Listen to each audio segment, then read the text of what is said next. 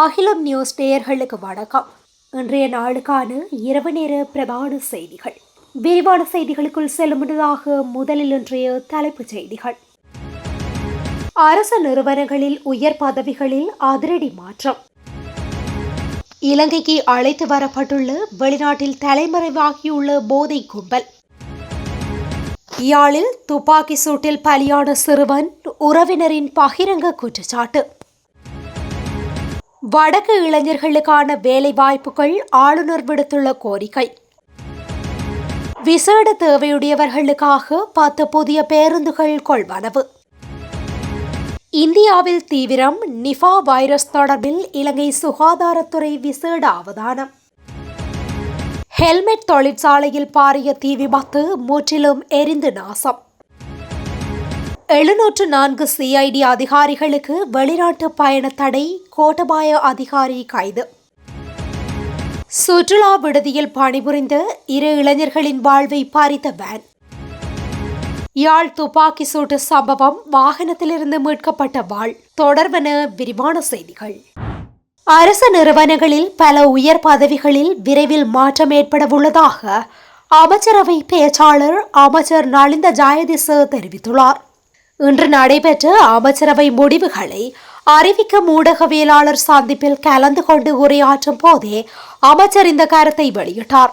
பல அரசு நிறுவனங்களின் தலைவர்கள், பணிப்பாளர் சபைகள் மற்றும் நிறுவன தலைவர்களை விரைவில் மாற்றுவதற்கு அரசாங்கம் ஆலோசித்து வருவதாக தெரிவித்துள்ளார்.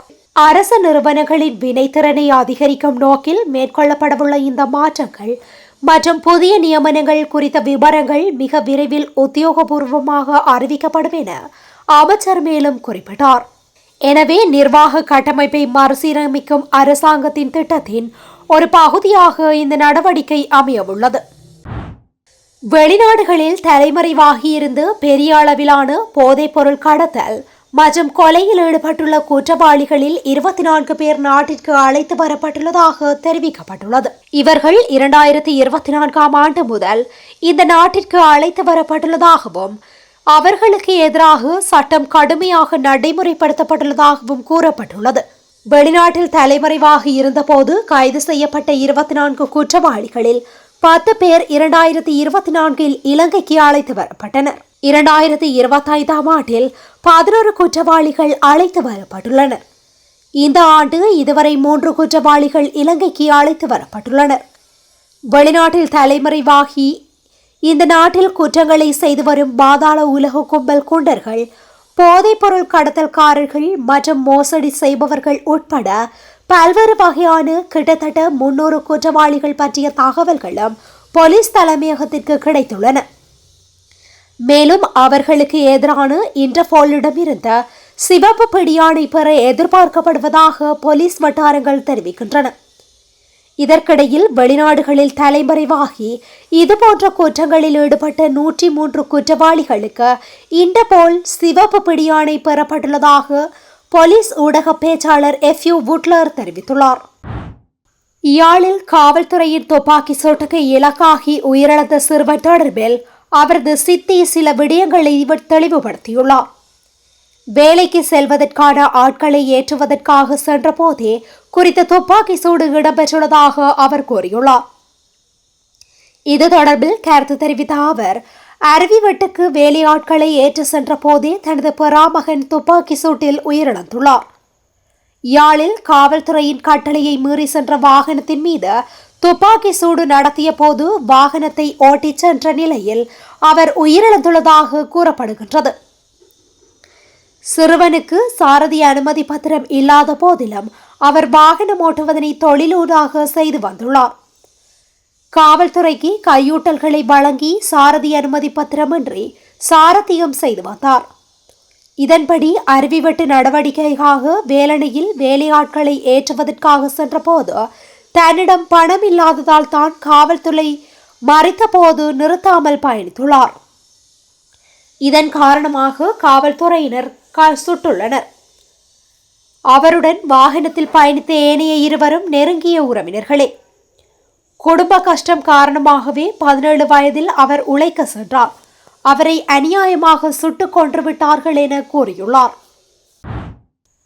ஜனாதிபதி அனுரகுமார திசாநாயக்கவின் விசேட பணிப்புரைக்கு அமைவாக வடக்கு மற்றும் கிழக்கு மாகாணங்களின் துரித அபிவிருத்திக்கென தனியான நிதி ஒதுக்கீடு மேற்கொள்ளப்படவுள்ளதாக வடக்கு மாகாண ஆளுநர் வேதநாயகன் தெரிவித்துள்ளார். இதன் மூலம் முன்னெடுக்கப்படும் அபிவிருத்தி திட்டங்கள் எமது மாகாண இளைஞர்களுக்கான வேலை வாய்ப்புகளை உருவாக்கும் திட்டங்களாக அமைய வேண்டும் என அவர் மேலும் சுட்டிக்காட்டினார். வடக்கு மாகாண ஆளுநர் செயலகத்தில் மாகாண உயர் அதிகாரிகளுடன் நேற்று மாலை நடைபெற்ற விசேட கலந்துரையாடலிலேயே ஆளுநர் இந்த அறிவுறுத்தலை வழங்கினார். இதன்போது ஆளுநர் மேலும் கூறியதாவது, ஜனாதிபதி அனுரகுமார திசாநாயக்க வடக்கு கிழக்கு மாகாணங்களின் அபிவிருத்தியில் தனி கவனம் செலுத்தியுள்ளார். இதன் அடிப்படையில் இரு மாகாணங்களிலும் விசேட அபிவிருத்தி திட்டங்களை முன்னெடுப்பதற்காக நிதியை ஒதுக்கீடு செய்ய அரசாங்கம் தீர்மானித்துள்ளது. இந்த அரிய வாய்ப்பை எமது மாகாணத்தின் வளர்ச்சிக்காக நாம் சரியாக பயன்படுத்திக் கொள்ள வேண்டும். வடக்கு மாகாண சபையால் ஏற்கனவே 32 மிகப்பெரிய அளவிலான அபிவிருத்தி திட்டங்கள் தயாரிக்கப்பட்டு தயார் நிலையில் உள்ளன. இத்திட்டங்களை தற்போதைய சூழல் மற்றும் தேவைகளுக்கு ஏற்ப மீள் பரிசீலனை செய்து உடனடியாக சமர்ப்பிக்க நடவடிக்கை எடுக்க வேண்டும். புதிய திட்டங்களை வடிவமைக்கும் போது இருக்கும் திட்டங்களை மீளாய்வு செய்யும் போதும் சில விடயங்களில் அதிகாரிகள் அதிக கவனம் செலுத்த வேண்டும். திட்டங்கள் மாகாணத்தின் பொருளாதாரத்தை உயர்த்தக்கூடியதாக இருக்க வேண்டும். எமது மாகாண இளைஞர்களுக்கான வேலைவாய்ப்புகளை உருவாக்கும் திட்டங்களாக அவை அமைய வேண்டும். மாகாணத்தில் இதுவரை பயன்படுத்தப்படாமல் இருக்கும் இயற்கை மற்றும் ஏனைய வளங்களை பயனுள்ள வகையில் கையாளக்கூடியதாக இருக்க வேண்டும். மாவட்ட ரீதியாக மக்களின் அத்தியாவசிய தேவைகளை பூர்த்தி செய்வதை உறுதி செய்ய வேண்டும். வெறுமனே கட்டிடங்களை கட்டுவதை விட்டு மக்களின் வாழ்வாதாரத்தை உயர்த்தும் நீண்டகால திட்டங்களுக்கே முன்னுரிமை அளிக்கப்பட வேண்டும் என ஆளுநர் தெரிவித்தார். இந்த கலந்துரையாடலில் மாகாண பிரதம செயலாளர், அமைச்சுக்களின் செயலாளர்கள் மற்றும் மாகாண பணிப்பாளர்கள் கலந்து கொண்டமை குறிப்பிடத்தக்கது. கிளீன் ஸ்ரீலங்கா திட்டத்தின் கீழ் ஒதுக்கப்பட்ட நிதியை பயன்படுத்தி விசேட தேவையுடையவர்களுக்கான வசதிகளுடன் கூடிய குளிரூட்டப்பட்ட தாழ்தள பேருந்து சேவையை ஒரு முன்னோடி திட்டமாக நடைமுறைப்படுத்த அரசாங்கம் தீர்மானித்துள்ளது. இதற்காக 10 பேருந்துகளை கொள்வனவு செய்வதற்கான நடவடிக்கைகள் நிறைவு செய்யப்பட்டுள்ளதுடன் எதிர்வரும் 15ஆம் திகதி குறித்த பேருந்துகள் நாட்டை வந்தடைய உள்ளன. இந்த பேருந்துகளை இயக்குவதற்கும் பராமரிப்பதற்கும் தேவையான பௌதீக மற்றும் டிஜிட்டல் உட்கட்டமைப்பு வசதிகளை வழங்க இலங்கை போக்குவரத்து சபைக்கு இயலுமை இல்லை என்பது தெரிய வந்துள்ளது.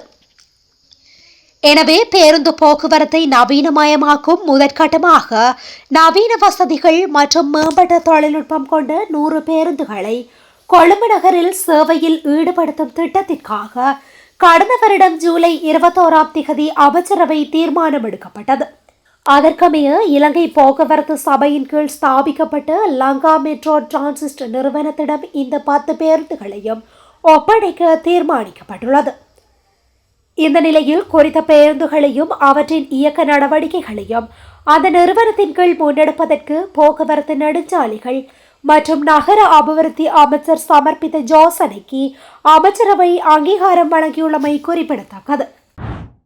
உலகம் முழுவதும் சில நாடுகளில் பரவியுள்ள நிபா வைரஸ் தொடர்பில் இலங்கையின் சுகாதாரத்துறையினர் விசேட அவதானத்துடன் செயற்பட்டு வருவதாக அமைச்சரவை பேச்சாளரும் சுகாதார அமைச்சருமான வைத்தியர் நலிந்த ஜாயதிச தெரிவித்தார்.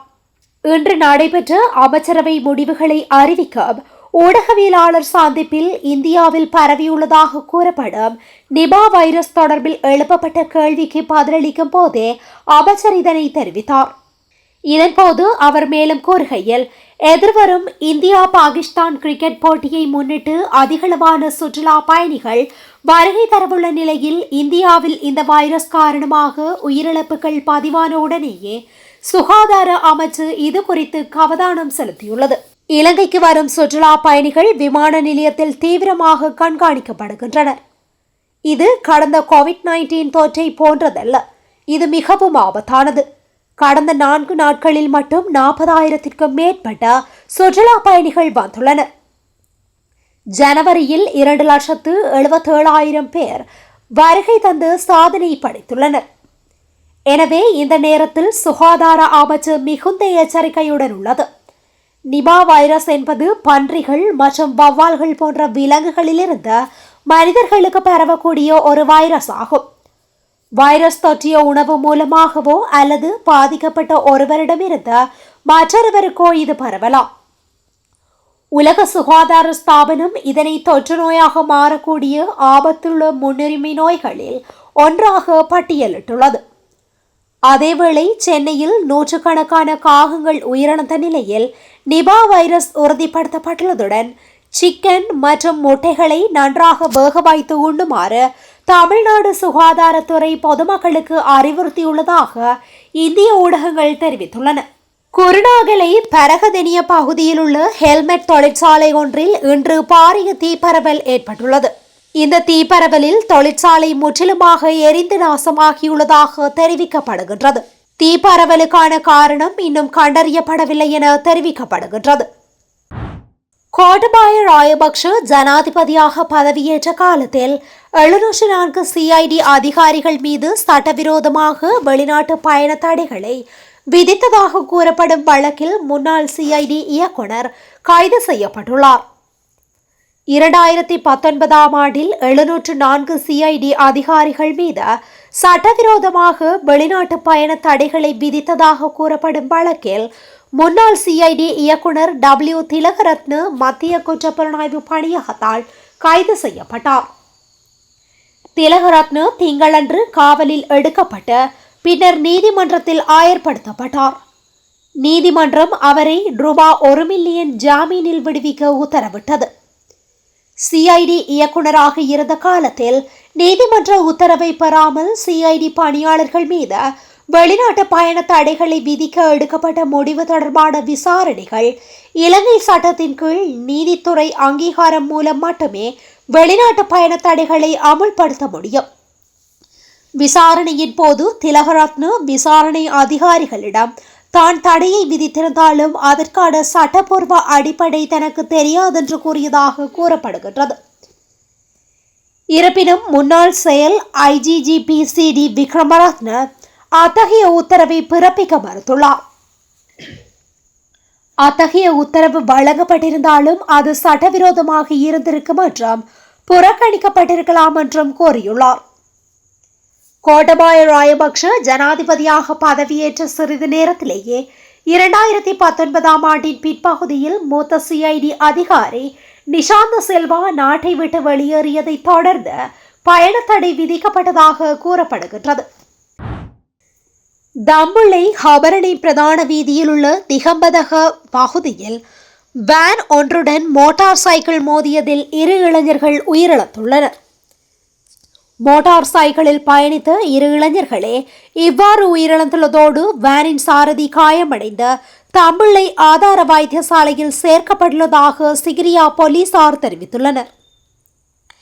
நேற்று இரவு இடம்பெற்ற இவ்விபத்தில் உயிரிழந்தவர்கள் 18 மற்றும் 20 வயதான தம்புள்ளை மற்றும் தனமல்விவல பகுதியில் வசிப்பவர்கள். மேலும் திகம்பதக பகுதியில் சுற்றுலா விடுதியில் பணிபுரிந்தவர்கள் எனவும் தெரிவிக்கப்படுகின்றது.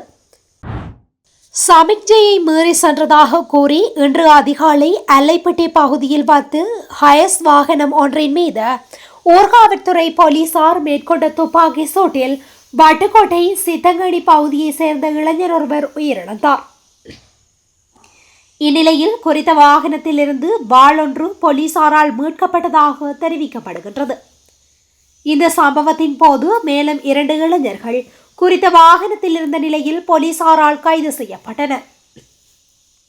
இவ்வாறு கைது செய்யப்பட்டவர்களை ஊர்காவல்துறை நீதிமன்றத்தில் முற்படுத்திய வேளை அவர்களை 24ஆம் திகதி வரை விளக்கமறியலில் வைக்குமாறு நீதவான் உத்தரவிட்டார். இத்துடன் இன்றைய நாளுக்கான இரவு நேர பிரதான செய்திகள் நிறைவடைகின்றன. தொடர்ந்தும் இதுபோன்ற செய்திகளை உடனுக்குடன் அறிந்து கொள்ள அகிலம் நியூஸுடன் இணைந்திருங்கள். நன்றி, வணக்கம். அகிலம், மாற்றத்திற்கான மக்கள் குரல். இந்த வீடியோ பிடிச்சிருந்தா லைக் பண்ணுங்க, கமெண்ட் பண்ணுங்க, ஷேர் பண்ணுங்க. மறக்காம கீழே இருக்க பெல் ஐகானை கிளிக் பண்ணுங்க.